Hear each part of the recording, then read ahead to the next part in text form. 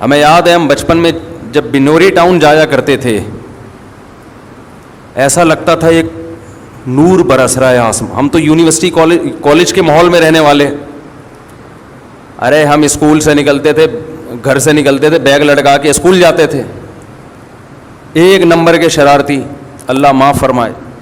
School پہنچتے پہنچتے اڑنگیاں دینا ایک دوسرے کو. اسکول بھی ہمارا قریب نہیں تھا. اب تو بچے گھر سے نکلے وین میں بیٹھے, مائیں لپائی پتائی کر کے ان کو ڈسٹمپر سے وہ ہر طرح سے تیار کر کے دھکا دیا گاڑی میں, وہاں اسکول میں اترے, وہاں ان کو ٹیچر نے ریسیو کیا بڑی تمیز کے ساتھ, آئیے بیٹھیے تشریف رکھیے, بڑی عزت ان کی, باپ سمجھ کے ان کو گھر میں پالا جا رہا ہوتا ہے.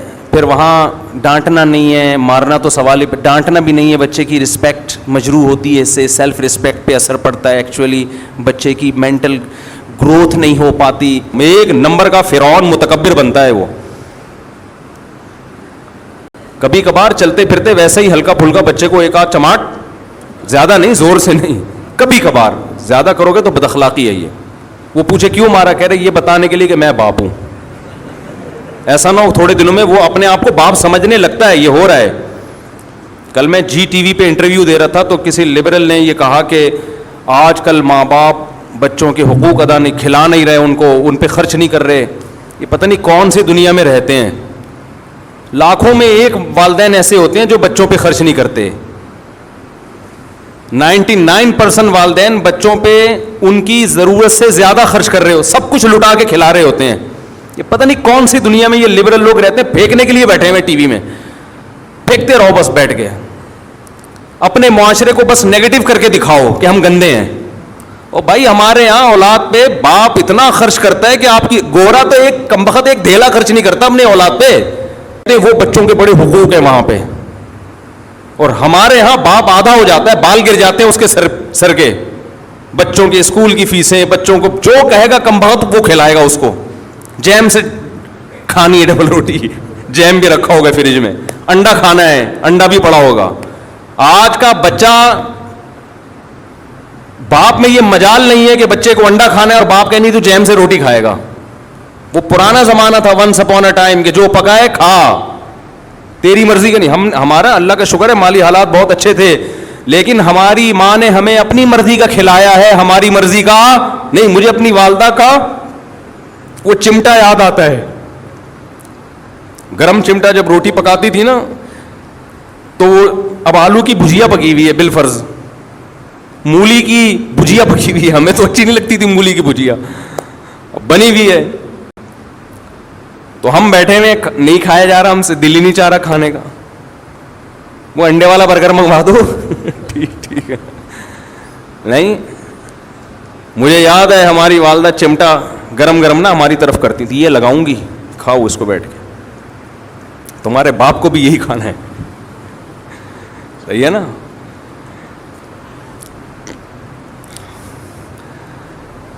تو خیر کیا بات چل رہی تھی, کدھر چلا گیا. تو بات کیا کر رہا تھا میں, وہ سارا دماغ ہی کہیں اور چلا گیا یار. وہ بچوں کو بٹھاتے ہیں اسکول میں, آپ دیکھو نا ایسی لپائی پتائی ہو رہی ہے ان کی, پھر کمبختوں کو پڑھا کیا رہے ہیں.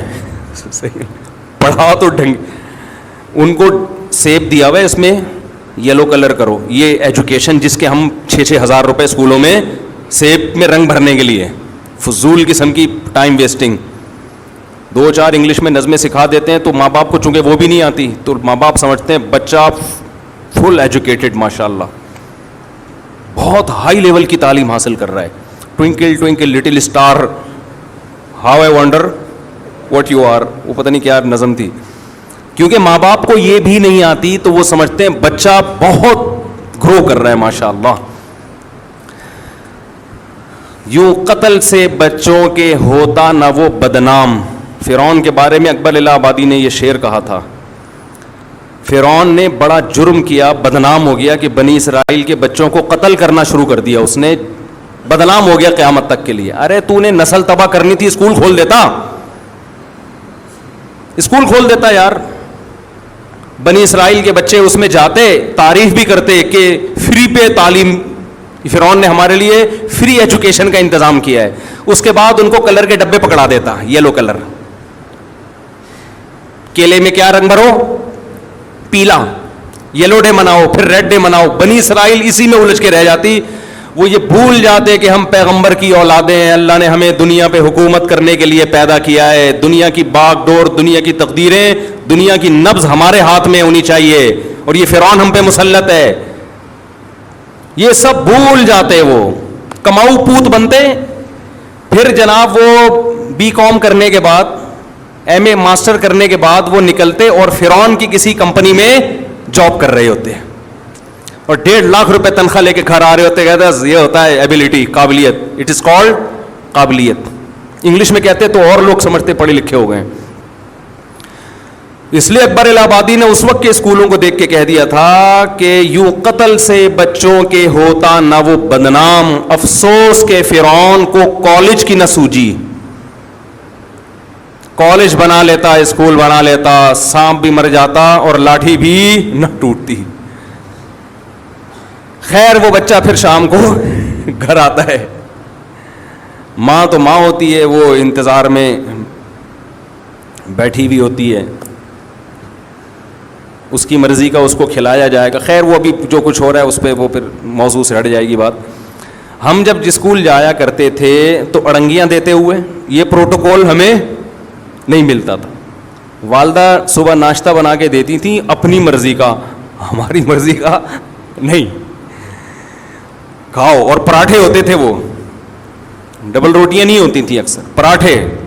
بھائی پراٹھا کھا کے جاؤ گے تو پراٹھے کی طرح چلو گے. پھر ہم چلتے بھی کس طرح تھے, لگتا تھا پراٹھا کھا کے نکلا ہے گھر سے. یہ پراٹھے کی طاقت ہی الگ ہے, بچوں کے لیے تو بہت ضروری ہے. اسکول ہمارا بہت دور تھا گھر سے, اور اتنا موٹا بیگ کمر پہ لٹکا کے بہت دور پیدل چلتے, سارے محلے کے لڑکے اکٹھے جا رہے ہوتے تھے. پھر راستے میں شرارتیں الگ ہوتی تھیں. چلتے ہوئے کہ شوز پہ آپ تھوڑا سا پاؤں رکھیں, وہ شوز کیا ہو جاتا ہے, اتر جاتا. کس نے اتارا, اس نے اتارا ہے, پڈا. اڑنگیاں دے رہے ہیں, اس میں لیٹ ہو جاتے تھے. ظاہر ہے جب آپ اس اسٹائل میں اسکول جائیں گے تو آپ لیٹ ہو جائیں گے. تو پی ٹی ماسٹر کھڑے ہوتے تھے ڈنڈا لے کے, چلو بھائی ہاتھ. پھر 2-4 ڈنڈے کھائے. کبھی اس استاذ کے خلاف دل میں بدگمانی نہیں ہوئی, بھائی استاذ ہے, بڑا ہے, اس کا حق ہے. وہ یہ تھوڑی کہ جانوروں کی طرح پیٹ رہا ہے, 2-4 ڈنڈے تو حق بنتا ہے نا.